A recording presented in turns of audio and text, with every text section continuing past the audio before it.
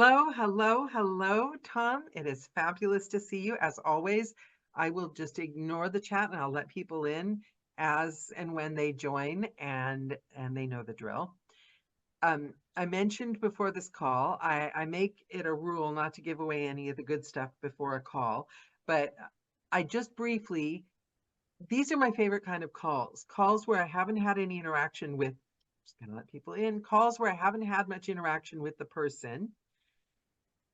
And we get to discover you all at the same time. And hold on 1 second, speaker view. Okay, here we go. So, Tom, tell me about 10-year-old Tom. Oh, 10-year-old Tom was a pain in the ass. 10-year-old Tom, I guess that'd be fourth grade, right?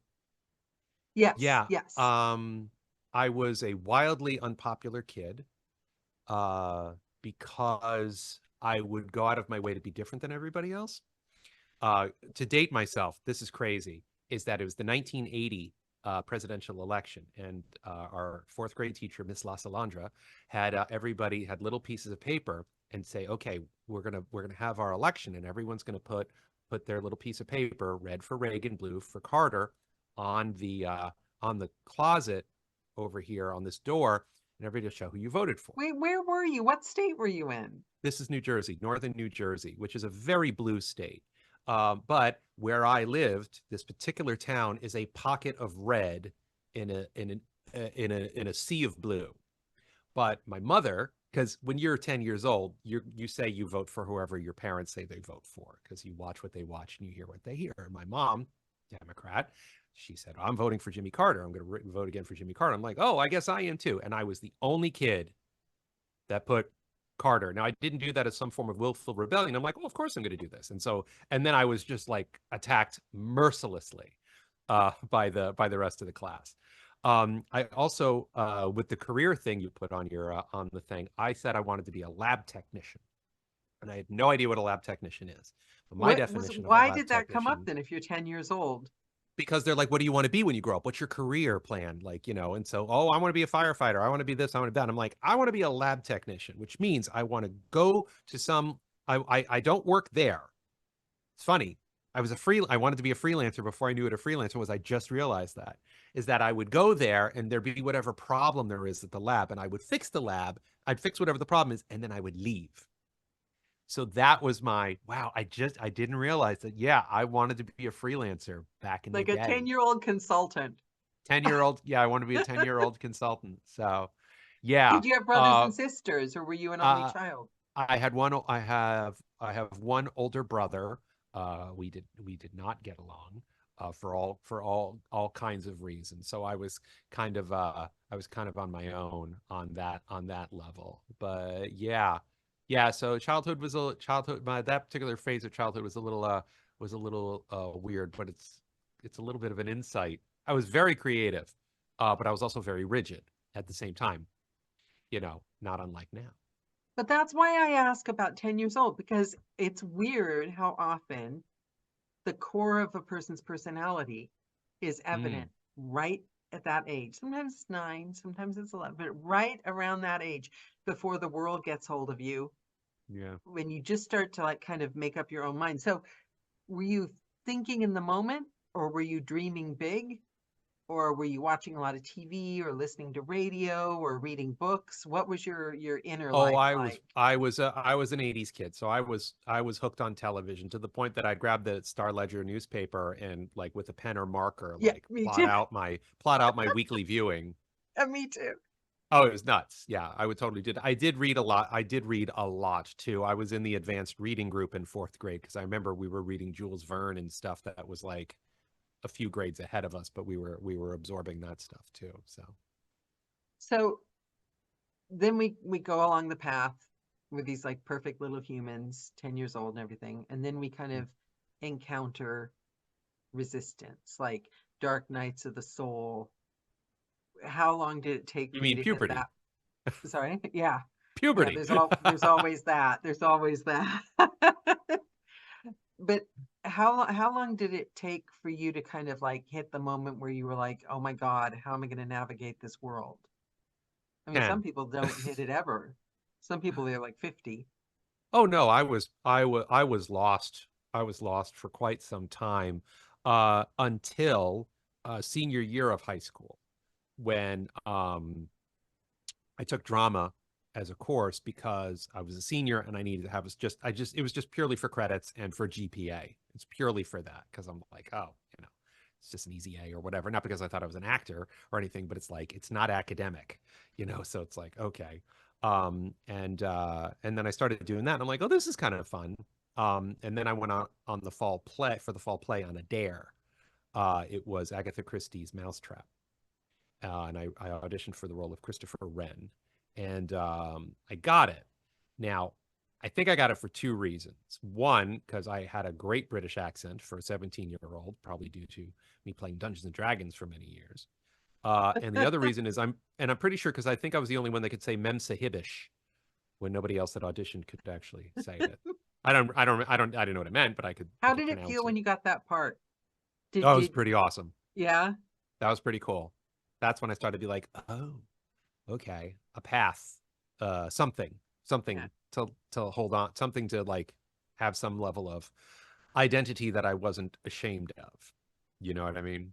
So Yeah. as in D&D player or, nerdy kid or whatever. So I was like, It yeah, feels okay. special. Your first like real part, it feels special, doesn't there's like a feeling that you and I know this sounds stupid these days, but there's a feeling you could be special. Yeah, I, I'm not sure. I'm not sure if it was the special, but it was the I can not even be something or be someone, but it's like this is something I can that can ground me, that can kind of give me a sense of self. Mm. Tom Dheere, the actor. It's like, okay. Because it was like fourth grade, it was Tom Dheere, the lab technician, which it made perfect sense, but no sense at the same time. We've reverse engineered that. Now someday you You can just know, get cast as a lab technician. oh, if only. I do a lot of e-learning, so kind of. So it's any day now. Yeah. So what I'm fascinated by is and we touched on this briefly before the call, and I've got Nancy on here. Nancy will know well. Anytime the word business comes up, I Mm, pretty much break out in hives. And I've got issues with it, but I'm also, because we're inundated with social media now, mm, we are, I think we find shortcuts for our assumptions, what we think of things. Like, oh God, this is all them. Oh, they're starting this now. And it also feels like we're being bombarded with emotions and other people's emotions. How do you handle your emotions? How do you handle your fear? How do you everything is emotion, ego based, um, fear, scarcity, abundance, narcissism, whatever, all the catch terms to get people's attention. And, mhm. did you feel like this in your childhood? Did you have trauma? Because of course everyone did and everyone's got, but I avoid the business sites. And I was mentioning to you before this call that every time I've seen you on social media, you seem to bring things back down to earth. You just talk about the stuff we're talking about without all the other stuff. How do you manage the artist? Because I mean, I think all creatives are like artists. How do you manage the creative side of yourself with the business side? And how do you tap into the creative side when you need it, but not let yourself get swayed by the business side, by the not let yourself get swayed by all the emotions and the ego and all that. Right.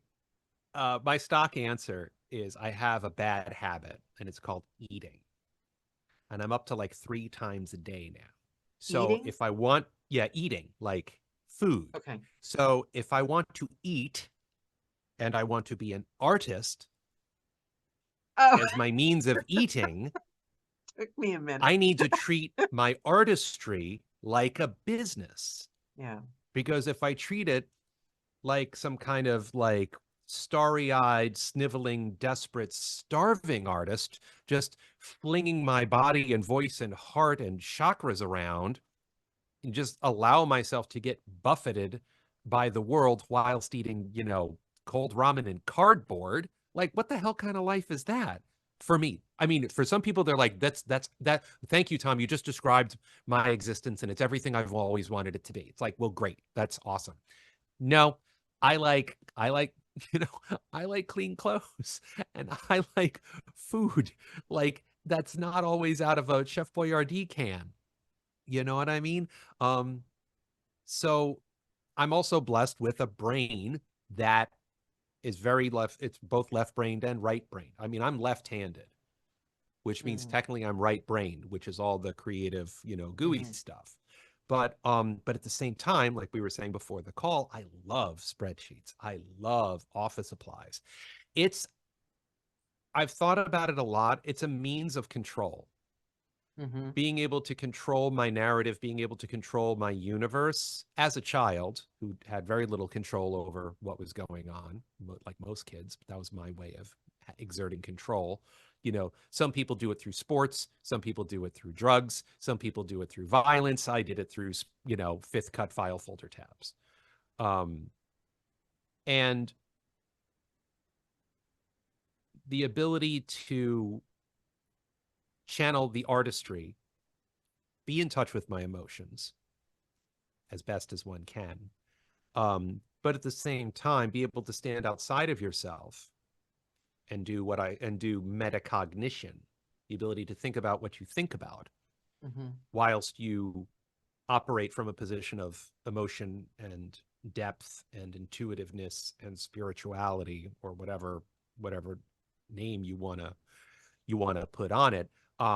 So yeah, a chunk of it is genetic, left brain, right brain. A chunk of it is environmental, cultural. My parents were both teachers. My mother was an art teacher. My brother was a photography major. So art art runs in the family, but so does a level of logic and level-headedness, uh, which complement each other for me. You Your know, um, left-handedness. I yes. I don't know if I've read this or if I'm just skimming, like making it up, but Hmm.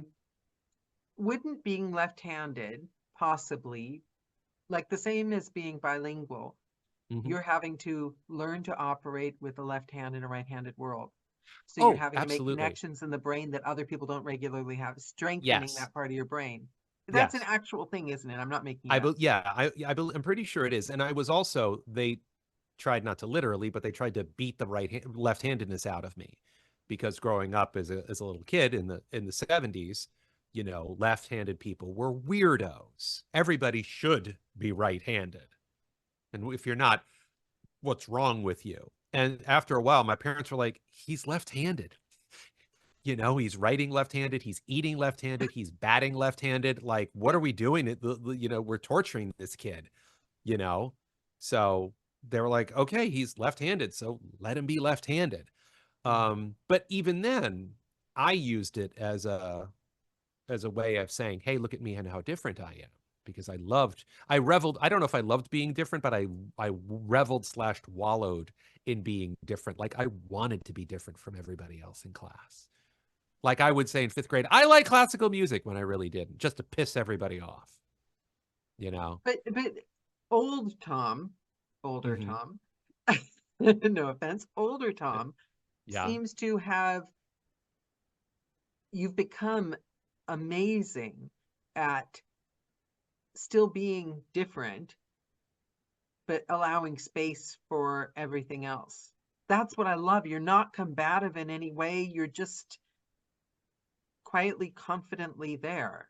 Well, yeah, I mean, you know, it took me a while to figure out what are the ABCs of me, Mm, and being comfortable with it, and then owning it, and then turning it into a superpower. Like my anxiety is a superpower, mm, because anxiety is the fear of the unknown. So if people who are anxious are worried about what's going to happen, they vex, they fret, they sweat, whatever. But for me, it's I have 8 contingency plans. So if the worst thing that can happen happens, I'm ready for it, whatever that may be, financial, logistical, emotional. So I harness it. Now, does it get a little out of, sometimes it get a little out of reach, out of control, out of hand here and there? Yeah, absolutely. And I don't necessarily worry about but this or that. But I have channeled it into voiceover where it's like it's my anxiety is more valuable to me than my talent and my training You know, you can because open up a conversation. I heard an interesting talk with Mo Goddard. I'm getting his surname wrong, on happiness, right? mm, And he does this exercise. I found it really intriguing, and I can imagine you doing it. He sits down for 20 minutes with a piece of paper and a pen. And he says that a lot of the head chatter and the anxiety is your subconscious feeling it's in danger and trying desperately to get your attention. And if you just go off and ignore it, then you're ignoring it, and it knows it, and it feels more, it amps it up.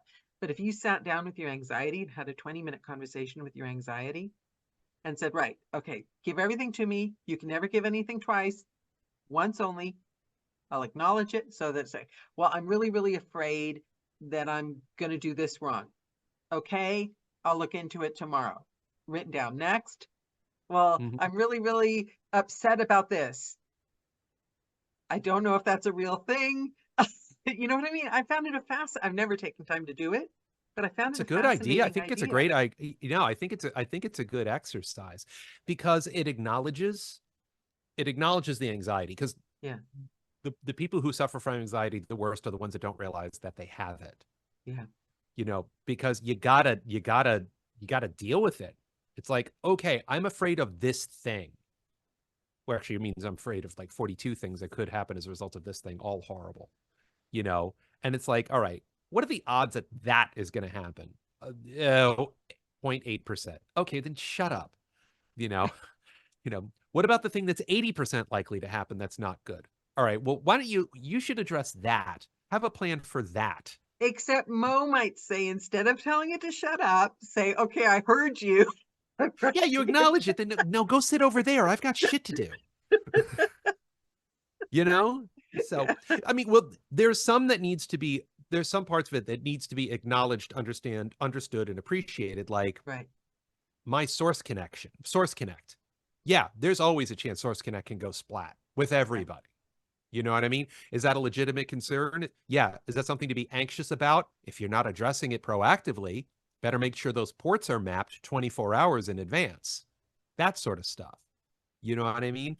But the stuff that's just like, you're just being a knucklehead, just knock Right. it off. Well, You know what I mean? action also is an antidote to that, isn't it? Action is always an antidote Yeah. to it. It's always because to act, just to sit here and fret and do nothing. Well, then Yeah. guess what? If something bad does happen, my sympathy is limited because Yeah. you've done nothing to be Oh, proactive. oh my God. Okay. I'm going to interrupt you. Sorry. I only do this Sure. to fascinating guests. So you got this right here. I, not to go through the whole thing, audience has already heard it. I started the year off. I met Hannibal Hills. I don't know if you know him. Um, No. amazing, amazing. But he's so humble that, like, I almost didn't know. And he taught me, he was talking to me about royalty share jobs, which I work with publishers. Why would I go back? Why I'm bad at picking what, but he showed me how to look at the numbers, like business wise, and like, Yeah. get a good deal. So I thought, well, I'm going to open 2 slots for indie writers, just like 2 slots this year. Mm-hmm. And it went a little bit better than I expected, but I have completely lost track of this. Oh, yes. Okay. So suddenly I got really, really, really busy because those writers recommended me to people, and people started reaching out to me. But I suddenly had actions. I had a business to run instead of sitting there worrying about who's going to hire me. And actors, when I was an actress, every actor I knew did that. They produced their own stuff. They Mm-hmm. created their own theater company. They traveled, to Edinburgh to get things done. But audiobook narrators, I think we've had it too good in the beginning, because Yes. the publishers call you up, you get a job, and that's it. And now those Yeah. people are sitting here, but they're not saying, right, what pivot can I make? They're saying AI is taking all our work. It's a dry spell. I don't want to hear dry spell anymore, because Mm-hmm.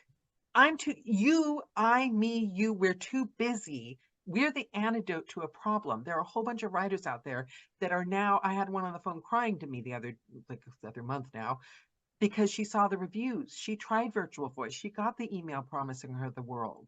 Then she got the reviews. Now she wants a real human being to take care of her work. Yeah. We have an opportunity, and I see a lot of people bemoaning the fact that there's no work, but they're not doing anything. And when I send them Yeah. out, say, contact people on Amazon, this is what you do, they ignore me. So I don't have any more patience anymore. If you don't want to do the stuff, then why are you complaining? Yeah. The audiobook narrator community is undergoing an extraordinarily toxic, eat your own, sky is falling phase right now. And it's been going on for a good year now. And Why? it's because they're so up their own butt, and they got so comfortable with how things are, and they've bought what they're shoveling so much that when things get a little bumpy, they're all like, like I see all the Facebook groups. These people are losing their minds and they're turning on each other. They're It's they really mean to ridiculous. each other in the I have same had sentence where multiple. they say I've they're had like a supportive community. Yes, no, the hypocrisy is startling. I have seen privately and publicly multiple situations where fellow audiobook narrators who are all, kissy kissy buddy buddy and have been for a long time. Now that AI is coming, everybody is getting cutthroat. And it's not just, I'm going to get this gig over you. It's like, no, we're going to cancel you. We're going to put you in a box. We're put you in a corner. We're going to tribalize. It's gotten really disgusting. And I'm really disappointed because the audiobook narrators seem to be they're the most well read, you know, We've read all the but self-help books because we we read all all the got books self-help for books. those. You know what I mean? So yeah, no, I see it. And some of these are friends of mine, and I'm just watching them like lose their minds Yeah, online. And yeah, it's disconcerting. And here's the thing with AI, if you're a lousy storyteller, AI is going to eat up your business. If you're a good storyteller, but you're a lousy business, AI is going to eat up your business. yeah. I was bad And at business because of confidence, and I sucked it up. Learned things, and I did things that were hard. I'm not yeah, bragging because then, like, maybe it'll all crash tomorrow. But I don't feel like it's going to crash ever now because I've got my own little business, and I've got literally my business hygiene that I do hmm every day that I'm in control of. I'm not yeah, waiting for anyone. If anything, yeah, I feel so good. yeah. It's empowering. Yeah. First And time. a lot of these audiobook narrators are allowing themselves to become Disempowered. disempowered or depowered.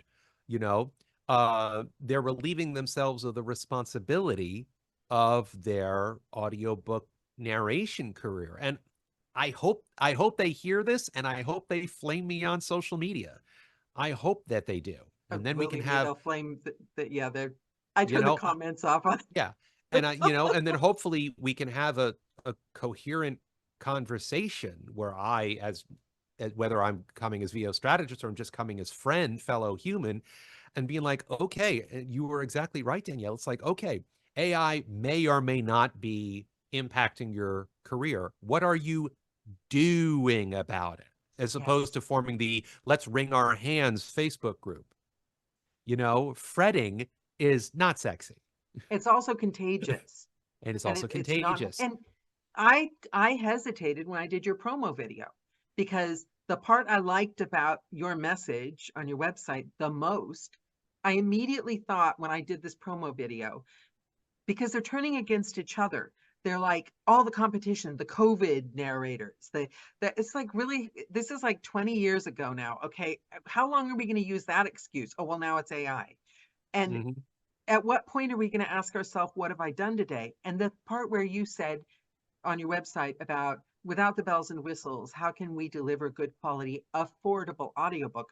Well, I realized I'm afraid to put the word affordable in promo now because we can't undercut each other. We have to like charge as much as humanly possible or we're stealing work No, from other narrate. But that's no, the underlying.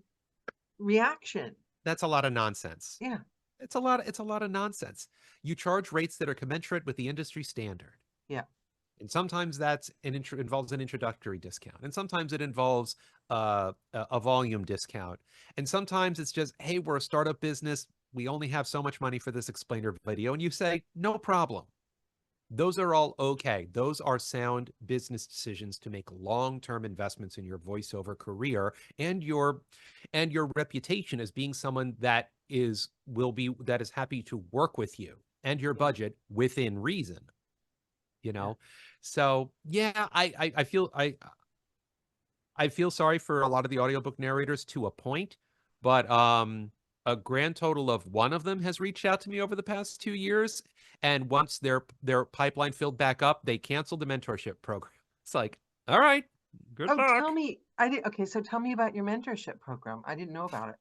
Oh, okay. Well, there's like 3 levels of it, and the first level is free, and it doesn't sound like a mentorship program. It's a free blog subscription. You subscribe to my blog, it's free. All the blogs are free, but if you subscribe to the VO Strategist blog, you get like free downloads of templates and stuff. You get promo codes and coupons and discounts, and and all of this stuff. um and then the next level of it is the video subscription program, which is I have a VO how-to library. It's a funny. I was working on it today. As of right now, I have 28 how-to videos, and they cover everything from time management to writing a business plan to rate negotiation to branding to understanding Oh, a AI to business plan. understanding You write a voice one two business three. plan. You've got a business plan. Of course, I have a business plan. I've never I'm a had a business business. plan. I've I'm a always wanted business. one. I should have a plan. Well, then maybe you should get that. Maybe you should get the I get your might need voice to, acting act together yeah, video. I might need So to it look covers all of into it. these things. Yeah. So it's $20 a month for a 6-month commitment. And then you can stream these 28 videos as many times as you want. And then the proper mentorship tier is you get all of those things, the blog subscription plus the video subscription, and you get a 30-minute check-in with me every month. And it's a very collaborative relationship. Um, I mean, we do a diagnostic at the beginning where I look under the hood of your voiceover business and I help you help you identify all the knowledge and skill gaps and all the psychological things. What parts of you, how are you getting in your own way? Which is How do why the people deal vast, with that? How do people deal um, with that when you identify those, though? it's funny because the fact that they're actually taking money out of their pocket and handing it to me, to be honest, they always take it great. I've never gotten, in the hundreds of times I've done it, I've never gotten any pushback. I've gotten a lot of, yeah. And I've gotten a lot of, but not at me. It's at themselves. They're like, I know I have that problem. It's like, and I'm like, okay, well, now we can do things about it together. Sometimes it's Yeah. simple as go watch this VO how-to video. And sometimes it's all right, well, we need to spend sessions and sessions talking about this, whatever, whatever the thing is. Like, I'll give you an example. This happened at the same time. I had 2 mentorship students, and both of them were having problem with invoicing. And the first voice actor, it turned out that they just didn't know how to use their invoicing software. So it was a knowledge issue. So I'm like, okay, so we went through it together, and now they know how to use their invoicing software. The second one, after some probing and conversation, it turns out they were afraid to invoice their clients. Yeah, see, that's not a Why problem were I've they? ever had. The invoice is Good. like, Well, bully for you. yeah, the invoice But is ready this, when the file is ready. right? This particular student was afraid to invoice their clients Why? What were they because afraid of? success. Mm. They're afraid of success because success equals change. And they were terrified of change. Like so many people on this planet, they are afraid of change because change takes people out of their comfort zone. So yeah, your typical voice actor, if you ask them, they're all scared of failure. But a lot of them, if they're able to understand and acknowledge it, they're afraid of success because success equals change. So a big part of the mentorship program is helping you identify all of the logistical and knowledge related, but also the psychological and emotional things. Because Yeah. most voice actors fail because they can't get out of their own damn way. They're deep rooted. They If disqualify themselves. I'm sitting here asking myself, I do an honest inventory. I am very good at that. And I realize that when you're talking, I've got no fear of change. I do all the steps. I take the actions. I'll become the new Good. person. But I literally spent 30 minutes talking my rate down to a writer last week after he said it seems really low. Okay. I seem to have like a psychological, I'm not to get into it on this call, but yeah, if Sure. I'm honest, we all have something. Maybe ask yourselves. That's my sticking point. I thought, why am I doing this? This doesn't make any sense. Literally, I charge less than I should at every point, no matter what. Like, Interesting. even after they're telling me that it's too little. I've had two writers go, really? Well, Daniela, and forgive New York City, do you think you deserve to be a successful voice actor? I think I have a story in my head that, You should have said yes immediately. Okay. So yeah, there you go. I think that I should be an artist and I shouldn't do it for business, for money. Okay. That is the biggest load of Stupid. crap. I know it's stupid. And I'm not I saying know it it's at you, I'm stupid. saying it in front of you. No, I That is know it's just such ridiculous. nonsense. But I think Okay. my head feels guilty about charging for something that I should be doing for the joy of.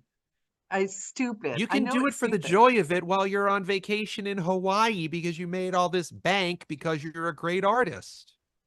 And Oh, yes, yes. Nancy you do says deserve to be yes. successful. Look, do And you ever watch also, Craft I've in got a bit of a America? faux fur addiction. So, Right. Do you ever watch Craft in America on PBS? what's it called? Pardon my AI camera, it's being obnoxious. It's okay. There's a great show called Craft in America. It's only like two episodes a season. It's on like season 15. And it's a 1 hour Craft. show. Craft in America on I'll see if PBS. I'm in the UK, but I'll see if I can get it. Okay. And there's always like 3 or 4 different artists that they're talking to and following. Sometimes it's a sculptor, sometimes it's metalworking, sometimes it's, looming or weaving. It's all these different things. And they're all artists in every sense of the word. And they live in $1 million homes or giant compounds in the mountains because Wow. they have made so much bank off of being a successful, effective artist. And a sign of being effective in almost anything is you make money as a result of it, or you get joy out of it. If you want to be an effective checkers player, you're going to win a lot of checkers games. And if you're part of the competitive checkers circuit, I'm sure there is one, you're going to win a lot of prize money. So there's nothing wrong with that because effectiveness is the game. Effectiveness is the key. Everybody wants to be effective in something. And most of the time, the most practical application of that is you want to be effective at work so you can keep your job, so you can get a paycheck, so you can do the aforementioned eating 3 times a day. Yeah, and over You know what I delivered. mean? I over deliver. I was up at 1 a.m. in the morning working on files for pay that was not commensurate, and 4 days later they downloaded the files. Yeah, how about So, that? do you know what I mean? I Well, that at means that well, moment, that's because you told them not to value you. yeah. See, that's what when you're saying you don't want that much money, you are telling them that you're not worth as much, aren't you? Yeah. And there is a direct correlation between the rate of pay and how well a client treats you. Because the lower that a client pays you, the crappier they treat you. It is science. Ask any veteran voice I actor. know. The more And that you that's get paid, the better you get treated. and it Every bothers single me time. because I'm sitting here going because they're very impressed with me because of my body of work. And Hmm. then I spend the whole thing over delivering because I want to make damn sure I'm the best they've ever worked with. I've got this thing in my head. Well, But value delivery meantime, is I'm telling important. them I'm crap by charging too little. See? Yeah. But I So swear I didn't bring you on here for a personal coaching session. that's okay. I actually asked you on here because of your voiceover and narrating career and your online presence, not Hmm. realizing that you coached other people to be as much of a business guru as you are. Oh yeah. It's all karmic penance. Daniela. I became the VO strategist because I want to pay it forward as a result of the kindness and generosity that has been demonstrated to me by so many wonderful voice actors over such a long period of time, that I feel the need to pay it forward. And then as it turns out, I'm very effective at doing it, which is why I make money Yeah. doing it, because my value, my experience, my time, my ability to disseminate the information in an effective way, you know, that has a dollar value assigned to it. So I have no problem charging for my services, but I do 15-minute consults, and I do make free appearances like this where I share all sorts of stuff, and I have free downloads on my website, and this and that and the other thing. So, you know, That's smart be business these days as well, though, isn't it? If you're, diversifying. Yes. yeah. But Yeah, also, absolutely. Karen Cummins does this Hmm. because a lot of them are just lead magnets. I might be getting the word wrong, but they'll like throw out the, is your life a little, and they'll find a common problem. Have you felt uncomfortable with your weight your entire life? Are you ready to break up? Are you a middle-aged woman? Join me because I've got the answer to this problem that we all have, that anyone with internet Oh, sure. knows. And then you join and you get on their newsletter and there's nothing. There's like nothing. They manage Yeah. to talk for like 3 hours on a free webinar and say nothing. Yeah. How You've about that? said more in this call, and Karen does on the narrator's roadmap. Hmm. Do you know what I mean? Giving good Oh, she's quality wonderful. information. Yeah. Then people Well, there's trust so many you. people out there that have narrated 2 audiobooks, and then they hang out their shingle as a voice as a coach. That has been a huge problem in the past. I mean, it's been a problem for a while, but when COVID hit, it got exponentially worse. I've heard Exponentially about worse. it. I don't personally know anyone, but I try to avoid those kind of like groups online and everything. So Hmm. They're everywhere. yeah, I don't, I'm, I had, haven't, actually I did. I had Hannibal this year. Every year I have a little budget and I treat myself to a coach, depending on if I feel that I've got my next step, right? Hmm. So Nancy says, can you please speak to diversifying from audiobooks? Oh yeah, and also that was Nancy, you are a mind reader, because that was my question. I was going to ask you, let's combine both our questions. Sure. I was going to ask you what portion of your day is the coaching, what portion is narrating audiobooks, and what portion is voiceover. And Hmm. Nancy's question is, can you speak to diversifying from audiobooks into commercial and e-learning, a smooth blending of skills, time, and knowledge? Question mark. Great question. Okay. So, I mean, I know my numbers financially, and it's rough. Just I'm not going to tell you how much money I make, because No, no no. decent American tells anybody how much money Yeah. they make.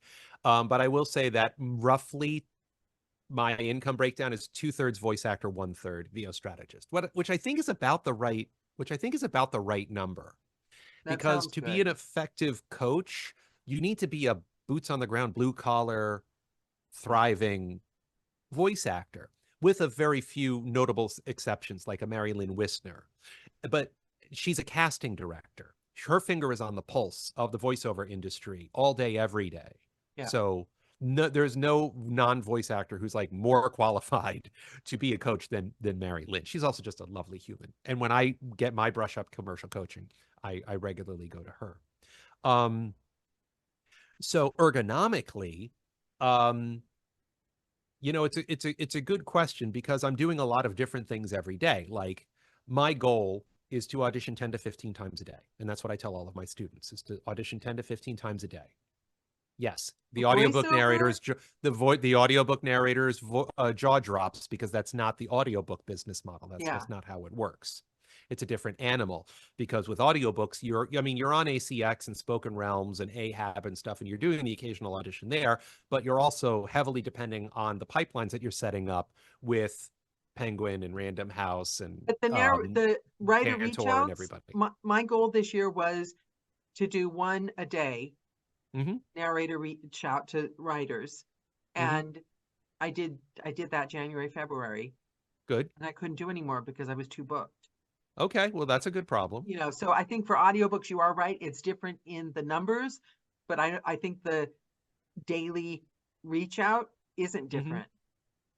Well, yeah, again, there's different ways to access different casting opportunities based on genre, e-learning versus audiobooks, two different animals on a lot of levels. You know, if you're a non-audiobook voice actor, you'd better be auditioning 10 to 15 times a day, you know, because you need to, it's a numbers game. You need to craft as many opportunities for yourself A pay to as play possible. through your agent? How are you doing that? Yes, yes, and yes, and yes. The three portals of voiceover. I've always said there's three portals in voiceover. There's representation, online casting sites, and self-marketing strategies. So the aggregate 10 to 15 auditions in the aggregate of those three portals. Now, depending on where you are in your voiceover journey, what your demographic is, what you know, what kind of demographic you are, the genres you want to pursue, and all of that stuff, you will get different proportions of that. So, for example, if you're an audiobook narrator, agents don't cast audiobooks, or they do. It's very rare. So that means you depend on the online casting or the self-marketing portal to get your audiobook casting opportunities. I, who is a, you know, who does all kinds of genres every single day. I mean, just today I did political and e-learning, literally just today. You know, there's different methods like political. Political. That's funny. I was about to say political is an audition and prey genre, but it really kind of it is and it isn't. Not this year. 2024 political is direct bookings. You know, they are Wow. not taking auditions. It's like they don't have time. They just need to have a roster of voice actors with their political demos, know what color that they do, and say, okay, here you go. And I got literally two of those from two different political clients literally today. So like your You know, political leanings, do they literally need to know what if you're like Republican, Democrat to book well, you? what colors you will book. That's What do you extremely mean? important. There, okay. It's a great question. Is that there are political production companies, firms, consultants, there's PACs and super PACs and all of that. And most of them are either red or blue. Some of them are purple, which they'll do red and blue. Some of them are independent only. Some are doing only issue ads. Some of them are only doing campaign ads. Most are doing some combination. So literally this morning, I did a campaign ad for a candidate, and I did a series of issue ads. Vote for this or don't vote for that bill or whatever it is. So it's like campaigning to Congress people, campaigning to senators, telling senators you should vote for this bill or you shouldn't vote for that bill. Wow. So do you feel uncomfortable doing a political spot for something Not that anymore. goes against your beliefs? Well, that's a great question. The vast majority of political voice actors will narrate in their aligned with their value system. I'm relatively new to political. I only started doing it 2 years ago, and also this year you need to pick a lane because it's so hyper partisan and there's so many billions of dollars in it that you can't screw around this year. Because I have voiceover friends who are blue in their heart and only do red spots, or are red in their heart and only do blue spots, or have a pseudonym to do the opposite party's stuff, just like there are people, audiobook narrators who have an erotica pseudonym or have a faith-based pseudonym We or have all a find out children's what our pseudonym. true personalities are when you start audiobooks and suddenly you're like sex, space alien, Yeah, switching birth. With whatever. Yeah, yeah, and I do thrillers. So personally, as long as you don't kill an animal, you can do all anything fair game. to Cool. And that's fine. And for other people, they have other, yeah.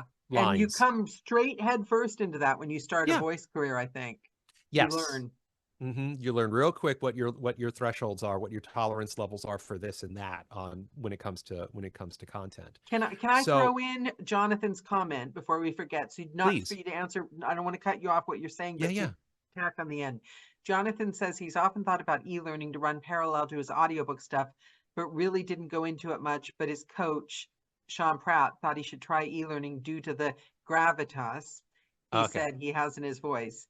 Is e-learning a competitive part of VO? Jonathan has I want to say a British accent, but I think it's Irish.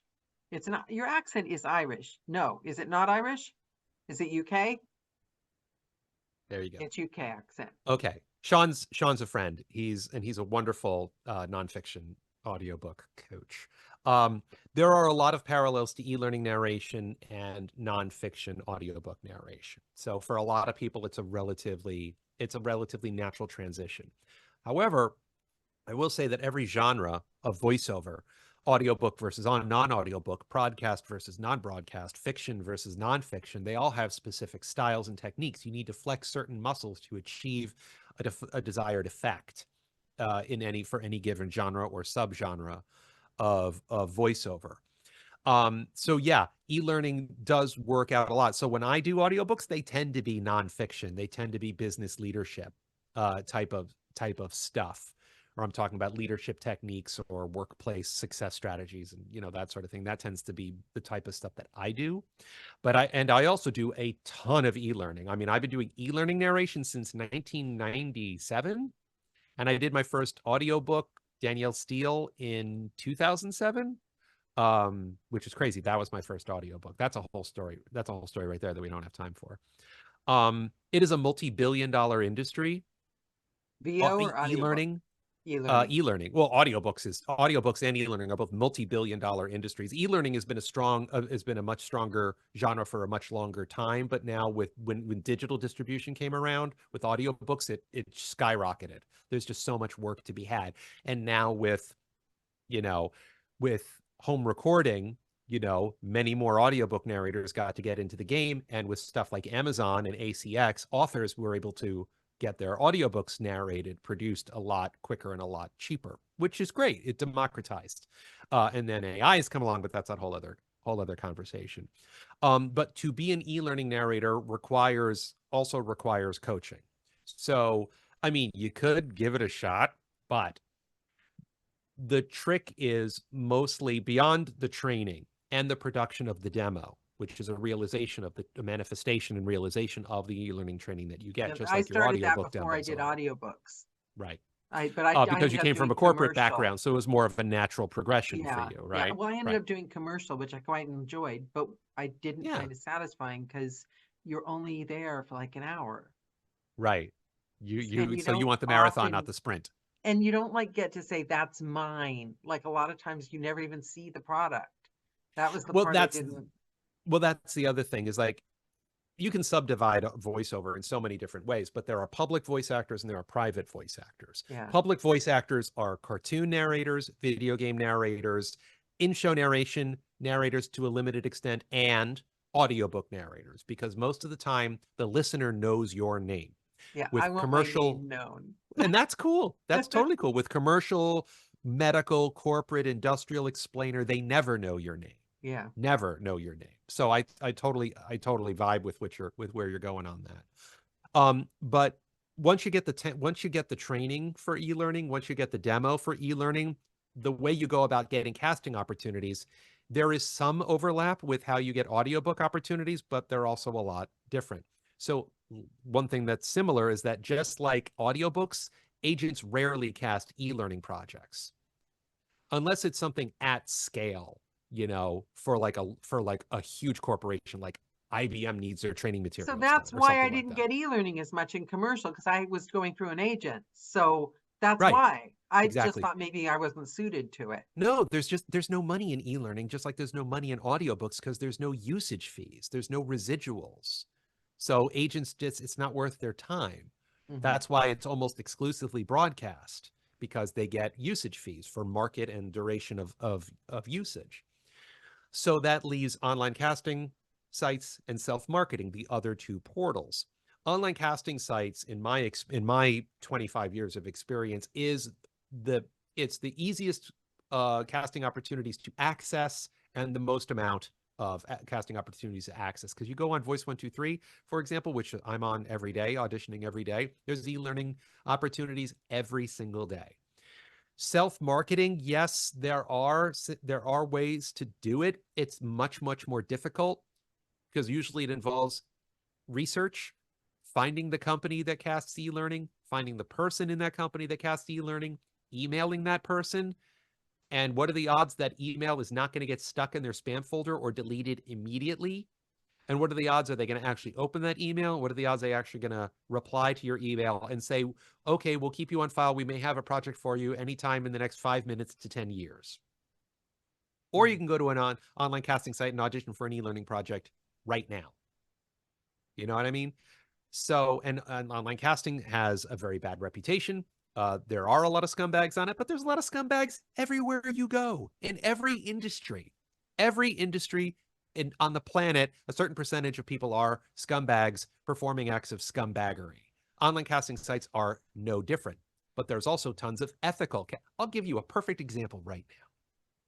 So I told you I booked 2 political things today. Yeah. One of them, I got a message through Voice123 saying, hey, you worked with my colleague at this company doing this thing. I've got this slew of political work for you. It's all these spots. It's like 15 of them or whatever. What do you charge? And I said, well, I use the Global Voice Acting Academy rate guide, post the link. And I say, all right, well, these are the 2 base videos, and this one has 3 versions of it, and this one or 2 versions of it, and this one has 11 versions of it. So you got the 2 base videos. GVA ASARD says to charge between this and this. Let's do the average.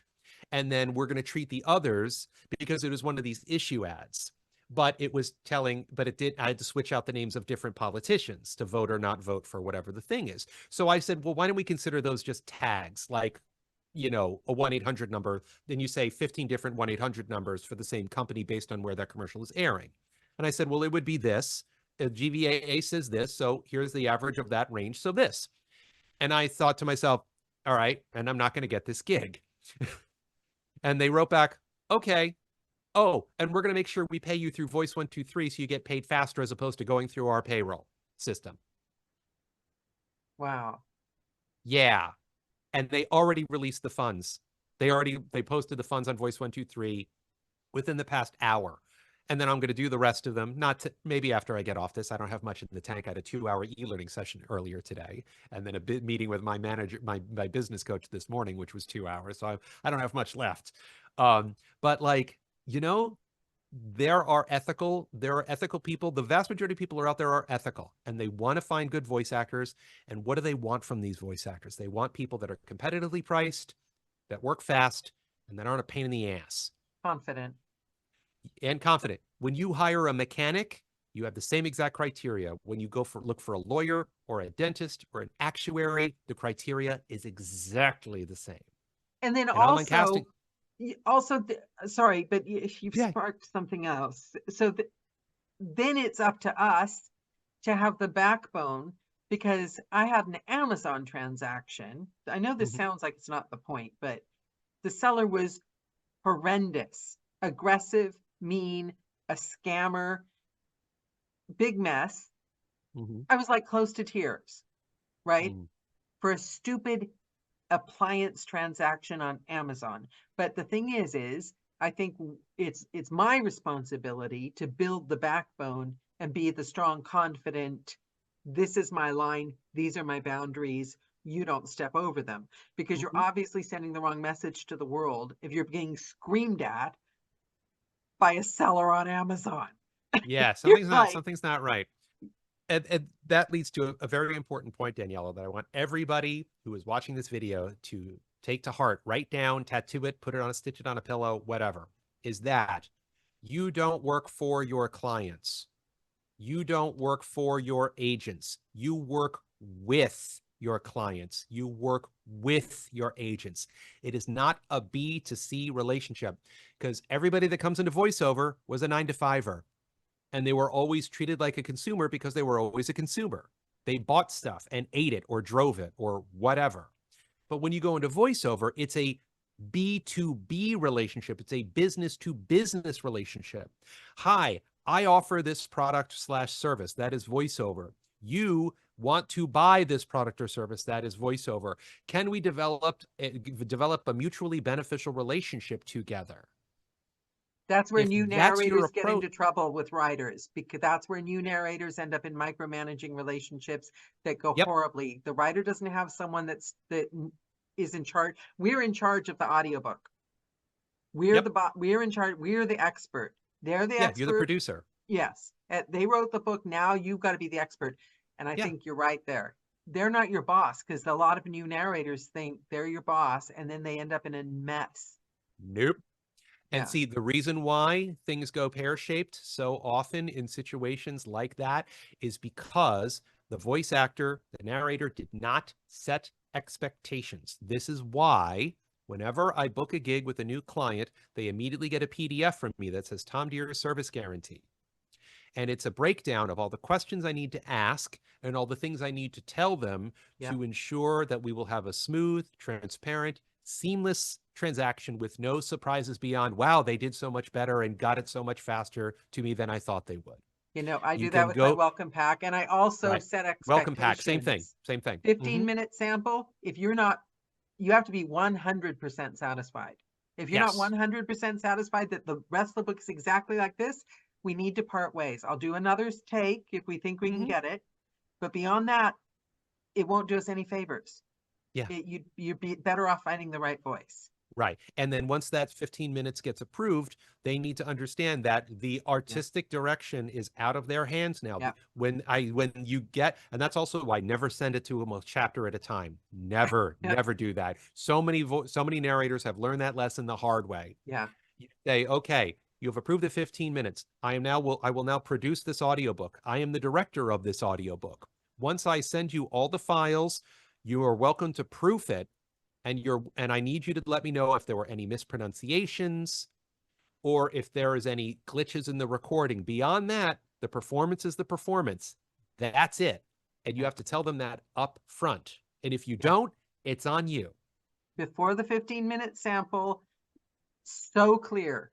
Make Mhm. sure You and can, hear them yep, say it back to you to make sure everyone understands. And you're not just doing it because you're a cow and don't like them, or you're doing it for their sake as well, to yeah, avoid hurt feeling. And I explained to them, I'm starting the next book the day after I finish your book. I am giving 1000% to your book while I'm yeah. doing it. And Yeah. Jonathan says, oh dear. By the way, nice one. By the way, if you want to get a copy of my template, you just go to videostrategist.com, go to the search bar, type in the word free, and you'll see a bunch of free downloads. And one of them is the service guarantee. Download that, read it, copy and paste it, brand it your own way. Make the verbiage your way because it's all in Tom Dheere speak. And then use that, and then save it as a PDF, and get into the habit of sending that to every client so they understand exactly what they're not what they're getting into in a bad way, but like, here's what the experience is going to be like. Yeah.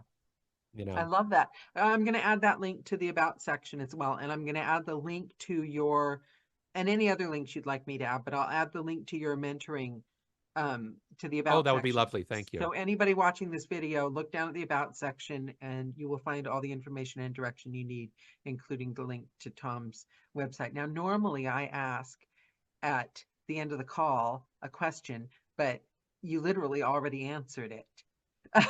The question was going to be, preempted me, great minds think alike, if you could leave the audience with anything, one thing, if they took away nothing else from this call, what one thing would you want them to take away from this call?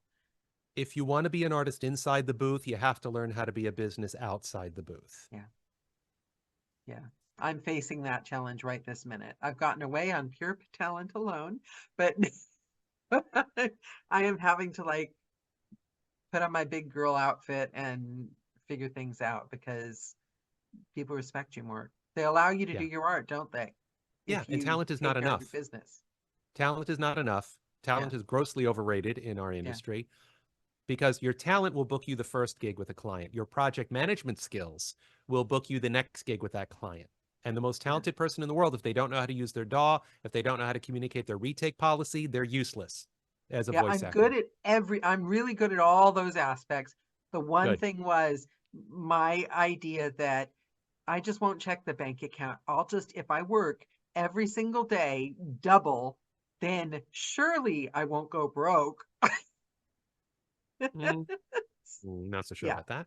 money is, you can't just ignore it, guys. Yeah. You have to have a healthy relationship with money Yeah, and yeah, not just having a lot of it because some people are scared of it. Some people hate it. Some people covet it. You have to have a healthy relationship with money. Yeah. and learn how to make money work for you. That's right out of the Robert Kiyosaki playbook. Yeah. I've got all those audiobooks. I'm just too scared to listen. So this is the year. Tom, this has been a pure joy. I knew that I would like you just from seeing you online. I knew you were the bee's knees. I'm so glad we finally got you on this call. It's been a delight. Thank you. It And was a pleasure. we'll see you around on social media. Yay. Yay. Yay. Thanks so And I much. And might be thanks for everybody that hung out with their lovely questions and comments. It was lovely meeting all of you. Yeah, thank you guys. Mwah! And also, I'm going to check out the VO mentoring and all that stuff. I can't wait to look into it. So Great. thank you. Bye, Tom. Bye, guys. Mwah! See you later. Bye, Bye. everybody. Bye.